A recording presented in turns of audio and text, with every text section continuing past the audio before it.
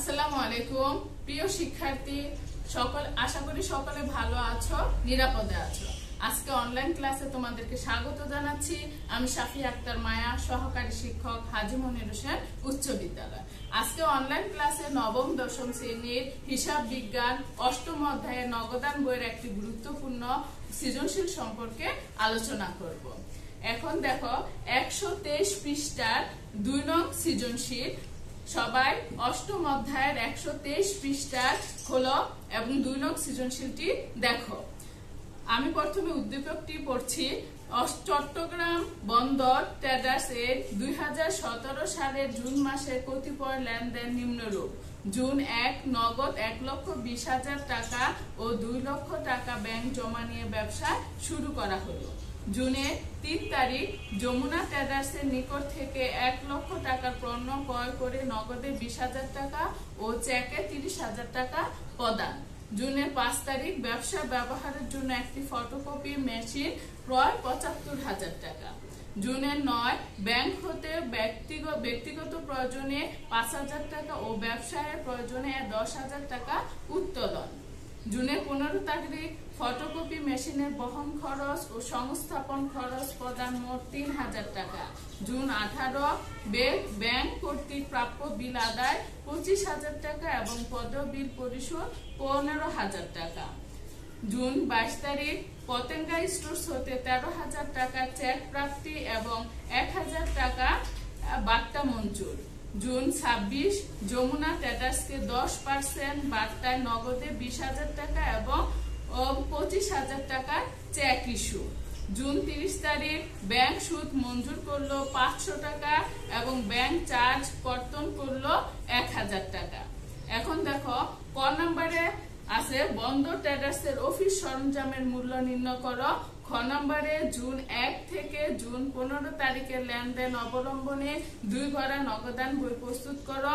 গ নম্বর আছে প্রারম্ভিক হাতে নগদ 1,20,000 টাকা ও ব্যাংক উদ্বৃত্ত 60,000 টাকা ধরে জুন 18 হতে 30 তারিখের লেনদেনের সাহায্যে 3 গড়া নগদান বই প্রস্তুত করো। এখন আমরা এক এক করে 3টা সমাধান করব। এখন আসো ক নাম্বারটা দেখি। ক নাম্বারটা বলছে বন্দর ট্রেডার্স এর অফিস সরঞ্জামের মূল্য নির্ণয়। তাহলে এখন আমরা প্রথমে লিখব তারিখ, বিবরণ, টাকা, টাকা, অফিস সরঞ্জামের মূল্য নির্ণয়। তো অফিস সরঞ্জাম আমরা জানি যে প্রতিষ্ঠানের জন্য যে ইলেকট্রনিক্স যে জিনিসগুলা ক্রয় করা হয় বা ইলেকট্রনিক যে জিনিসগুলা থাকে সেগুলো হচ্ছে অফিস সরঞ্জাম। এখানে দেখো জুন মাসের 5 তারিখ ব্যবসা ব্যবহারের জন্য একটি ফটোকপি মেশিন ক্রয় 75,000 টাকা। তাহলে এটা আমরা লিখব এবং এটির সাথে যদি কোনো বহন খরচ বা সংস্থাপন ব্যয় থাকে তাহলে সেটিও আমাদেরকে যোগ করতে হবে। তো প্রথমে আমরা তারিখটা লিখে ফেলি 2017 জুন মাসের 5 তারিখ। জুন 5 ফটোকপি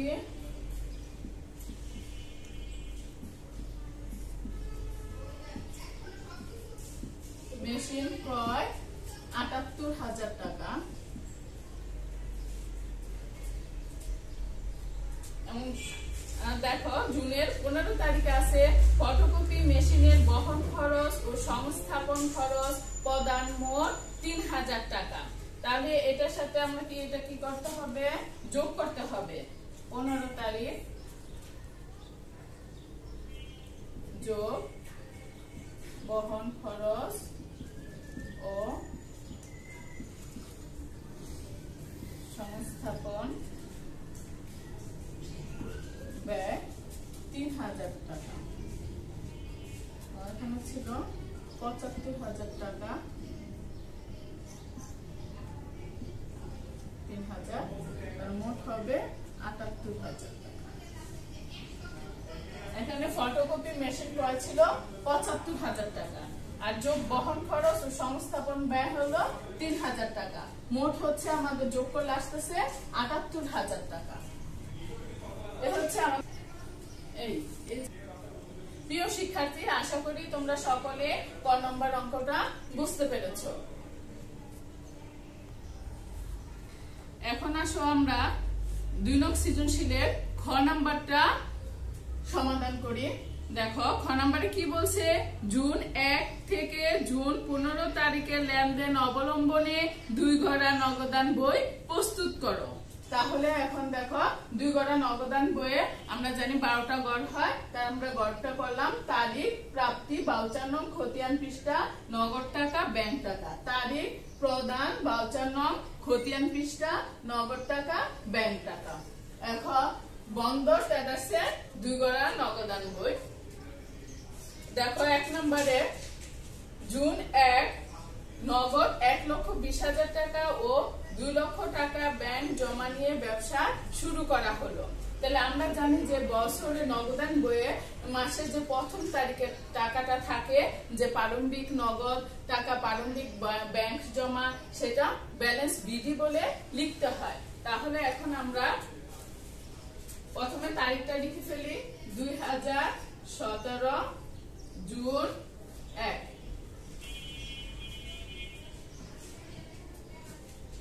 ব্যালেন্স বিধি নগদের ঘরে আসবে, এখানে আছে নগদ 1,20,000 টাকা ও ব্যাংকে আছে 2 লক্ষ টাকা।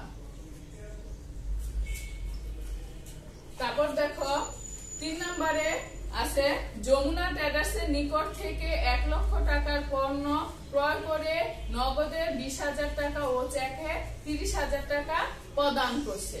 তাহলে যেহেতু আমরা ক্রয় করে প্রদান করছি, তাহলে সেটা ক্রেডিট পাশে প্রদানের ঘরে যাবে। তারিখটা লিখি জুন 3 তারিখ। ক্রয় হিসাব নগদের ঘরে হবে 20,000 টাকা এবং চেকে দিছে 30,000 টাকা। দেখো জুন মাসের 5 তারিখ ব্যবসায়ের ব্যবহারের জন্য একটি ফটোকপি মেশিন ক্রয় 75,000 টাকা। তাহলে এটা আমরা ক্রয় করছি, পরে আমাদের নগদ টাকাটা চলে গেছে, সে কারণে আমাদের ক্রেডিট পাশে প্রদানের ঘরে হবে অফিস সরঞ্জাম বলে লিখতে হবে। জুন 5 তারিখ অফিস সরঞ্জাম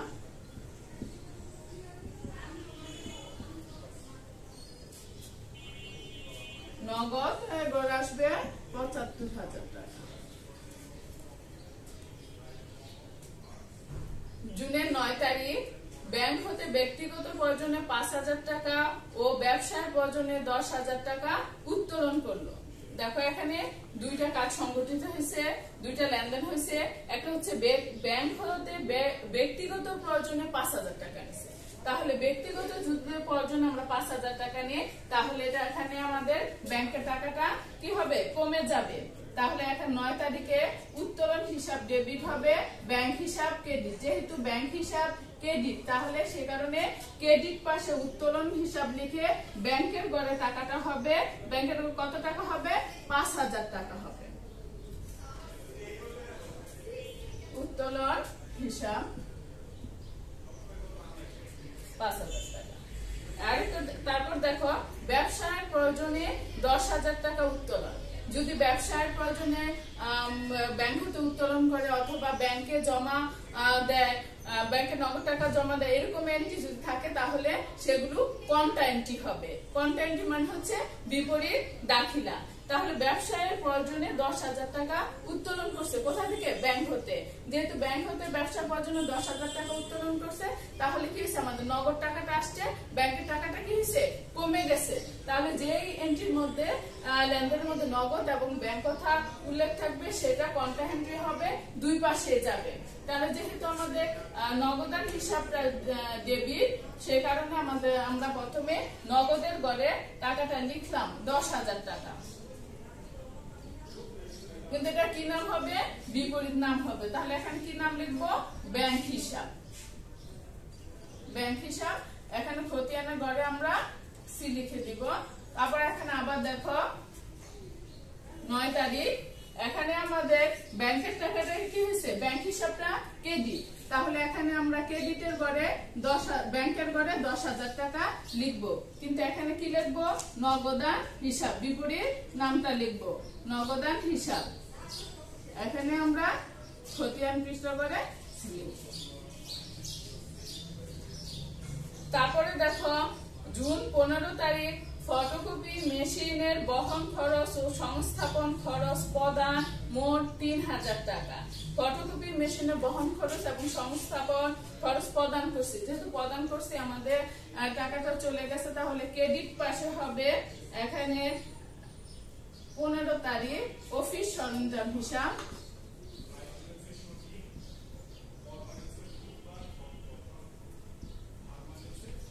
টাকাটা কোথায় হবে, নগদের করে, কত টাকা, 3,000 টাকা।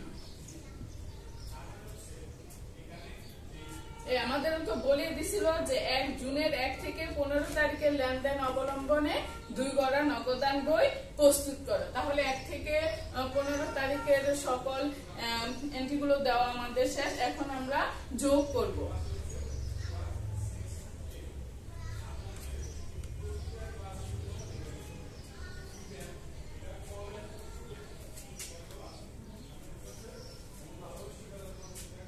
যোগ করলে এখানে দেখো প্রথমে কি আসে, 1,20,000, 10,000, 1,30,000 টাকা।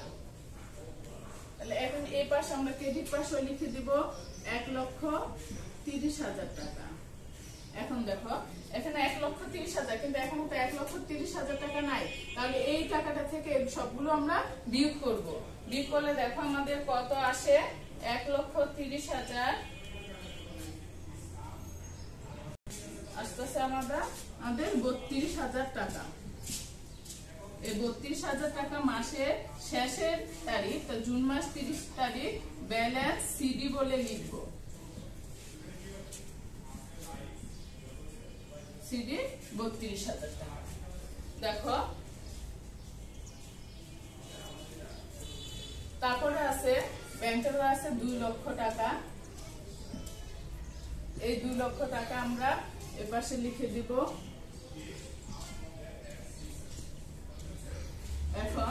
এখন দেখো এখানে 2 লক্ষ টাকা আছে, কিন্তু এখানে তো আমাদের কত টাকা আছে, 1,55,000 টাকা হচ্ছে ব্যালেন্স। এখন আমরা এটাকে ক্লোজ করব। এখন এই সিডিটা পরবর্তী মাসে 1 তারিখে ব্যালেন্স বিডি বলে লিখতে হবে। তাহলে জুলাই 1 ব্যালেন্স বিডি 32,000 টাকা, 1,55,000 টাকা। এই হচ্ছে আমাদের 6 নম্বরে। আশা করি শিক্ষার্থী তোমরা সকলে অঙ্কটি বুঝতে পেরেছো। প্রিয় শিক্ষার্থী, গ নম্বরে দেখো প্রারম্ভিক হাতে নগদ 1,20,000 টাকা ও ব্যাংক উদ্বৃত্ত 60,000 টাকা ধরে জুন 18 হতে 30 তারিখে লেনদেনের সাহায্যে 3 গড়া নগদান বই প্রস্তুত করো। তো আমরা প্রথমে দেখো 3 গড়া নগদান বইয়ের একটি গড় করলাম। বন্ধ টেরাসে 3 গড়া নগদান বই, তারিখ, প্রাপ্তি 55, খতিয়ান পৃষ্ঠা, নগদ টাকা, ব্যাংক টাকা, বাট্টা টাকা, তারিখ, প্রদান বিবরণ না লিখে প্রদান 52, খতিয়ান পৃষ্ঠা, নগদ টাকা, ব্যাংক টাকা, বাট্টা টাকা। এখানে আমাদের প্রথমে বলে দিছে, এখানে আমাদের অঙ্কে বলে দিছে যে প্রারম্ভিক হাতে নগদ 1,20,000 টাকা ও ব্যাংক উদ্বৃত্ত 60,000 টাকা ধরে, তাহলে এই যে মাসে যে প্রথম তারিখেরটা থাকে যেটা, সেটা আমরা ব্যালেন্স বিডি বলে লিখি। তাহলে এখানে দেখো জুন মাসে 1 ব্যালেন্স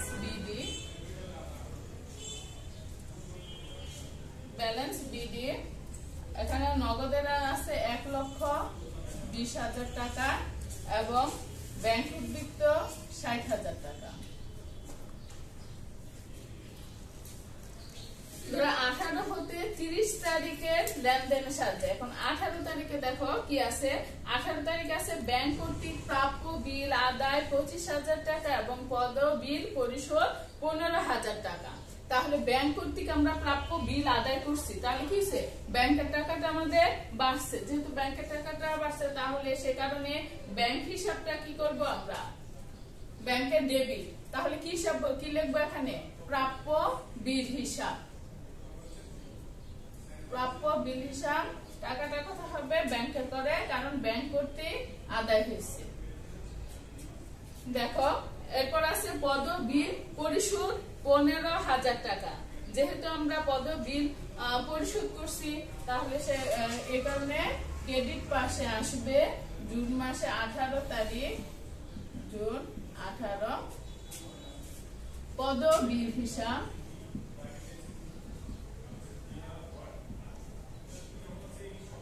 টাকাটা কোথায় যাবে, 15,০০০ টাকা ব্যাংকের করে, কারণ ব্যাংকের মাধ্যমে পরিশোধ করা হয়েছে। তারপর দেখো জুন 22 তারিখ পতেঙ্গা স্টোরস হতে 13,০০০ টাকার চেক প্রাপ্তি এবং 1,০০০ টাকা বার্তা মঞ্জুর। তাহলে পতেঙ্গা স্টোরস হতে 13,০০০ টাকার চেক পাইছি, তাহলে চেক আর বার্তা মঞ্জুর হয়েছে 1,০০০ টাকা। তাহলে এখানে আমাদের দেখো চেক পাইলে এটা আমাদের কি হবে, ডেবিট পাশে হবে পতেঙ্গা স্টোরস।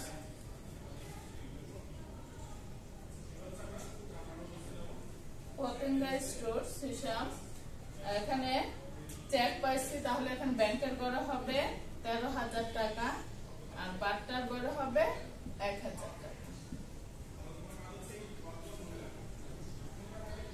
তারপর দেখো জুন মাসের 26 তারিখ যমুনা ট্রেডার্সকে 10% বার্তা নগদে 20,০০০ টাকা ও 25,০০০ টাকা চেক ইস্যু। মানে নগদে 20,০০০ টাকা দিছে এবং 25,০০০ টাকা। কিন্তু একটু খেয়াল করে এখানে দেখো 3 তারিখে আছে যমুনা ট্রেডার্স এর নিকট হতে 1 লক্ষ টাকা পণ্য ক্রয় করা হয়েছিল, কিন্তু তখন আমরা দিছিলাম কত টাকা, তখন পণ্য ক্রয় করে নগদে দেওয়া হয়েছিল 20,০০০ টাকা এবং চেকে দেওয়া হয়েছিল 30,০০০ টাকা। তাহলে 50,০০০ আরো 50,০০০ টাকা যে রয়ে গেছে, এটা 26 তারিখে এসে কি করছে, চেক ইস্যু করছে। 26 তারিখে দিছে নগদে 20,০০০ টাকা এবং 30,০০০ টাকার চেক ইস্যু। তাহলে কত টাকা হলো, 45,০০০ টাকা। কিন্তু আরো থাকে কত, 5,০০০ টাকা। তাহলে 5,০০০ টাকা কি হবে, 5,০০০ টাকা বার্তা করে হবে। যেহেতু এটা আমরা প্রদান করছি সে কারণে ক্রেডিট পাশে আসবে জুন মাসের 26 তারিখ যমুনা ট্রেডার্স।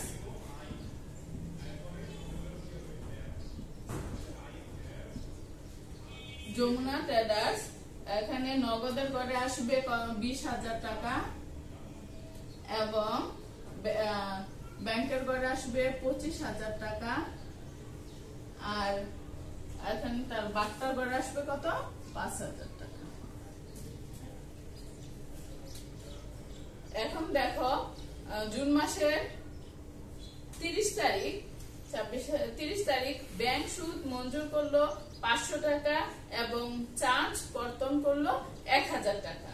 তাহলে ব্যাংক সুদ মঞ্জুর করলো, যেহেতু ব্যাংক সুদ মঞ্জুর করছে সে কারণে এখানে আমাদের ব্যাংকের টাকা বাড়লে বা চার্জ কর্তন করলে সেটা আমাদের নগদ টাকার মধ্যে দেয় না। যে ব্যাংকে যে অ্যাকাউন্ট থাকে সেই অ্যাকাউন্টের মধ্যে থেকে কি যখন সুদ মঞ্জুর করে তখন অ্যাকাউন্টে টাকা বাড়ে, আবার যখন চার্জ কর্তন করে তখন কি হয়, ওই অ্যাকাউন্ট থেকে টাকা কেটে নিয়ে যায়। তাহলে এখানে ব্যাংক সুদ মঞ্জুর করছে, তাহলে আমাদের কি হয়েছে, ব্যাংকের টাকাটা বাড়ছে। যেহেতু ব্যাংকের টাকা এখানে বাড়ছে তাহলে সে কারণে ডেবিট পাশে ব্যাংকের করে লিখবো 500 টাকা। এখানে ব্যাংক সুদ হিসাব, ব্যাংক সুদ হিসাব 500 টাকা। আর এখানে বলছে দেখো চার্জ কর্তন করছে, তাহলে চার্জ কর্তন করলে আমাদের ব্যাংকের টাকাটা কমে গেছে, সে কারণে ক্রেডিট পাশে চার্জ হিসাব কত টাকা, 1,০০০ টাকা ব্যাংকের। আমাদের বলছে জুন মাসে 18 তারিখ থেকে 30 তারিখে লেনদেন সবগুলো দেওয়া শেষ। এখন আমরা সবগুলো আংটি দেওয়া শেষ, এখন আমরা যোগ করব। এখন দেখো এখানে আছে 1,20,000, তাহলে এখানে লিখলাম 1,20,000 টাকা। তাহলে ঠিক এখানে 1,20,000 টাকা লিখলাম, কিন্তু এখানে তো 1,20,000 টাকা নাই। তাহলে এখানে আমাদের কি করছি, এই টাকাটা থেকে এটা কি করতে হবে, বিয়োগ করতে হবে। তাহলে বিয়োগ করলে যে টাকাটা কম থাকবে, ঘাটতি থাকবে, সেটা ব্যালেন্স সিডি বলে লিখতে হবে মাসের শেষের তারিখ। তাহলে জুন 30, এখানে লিখবো ব্যালেন্স সিডি, ব্যালেন্স সিডি 1,20,000 টাকা থেকে যদি 20,000 টাকা চলে যায় তাহলে কত টাকা থাকে, 1,00,000 টাকা। আর এখানে সবগুলো যোগ করলে আমাদের আসে 98,500 টাকা। এই 98,500 টাকা থেকে যদি আমরা 15,000, 25,000 আর 1,000 টাকা বাদ দেই তাহলে আমাদের আসতেছে 57,500 টাকা। ব্যালেন্স সিডি 57,500 টাকা। আর বাকিটা টাকা কোনো যোগ বিয়োগ হয় না, যেটা আছে সেটা লিখতে হয়। তাহলে এখানে লিখলাম 1,000 টাকা আর এখানে 5,000 টাকা। তাহলে আর এই সিডিটা পরবর্তী মাসের 1 তারিখে ব্যালেন্স বিডি বলে লিখতে হয়। তাহলে এখানে জুলাই 1 ব্যালেন্স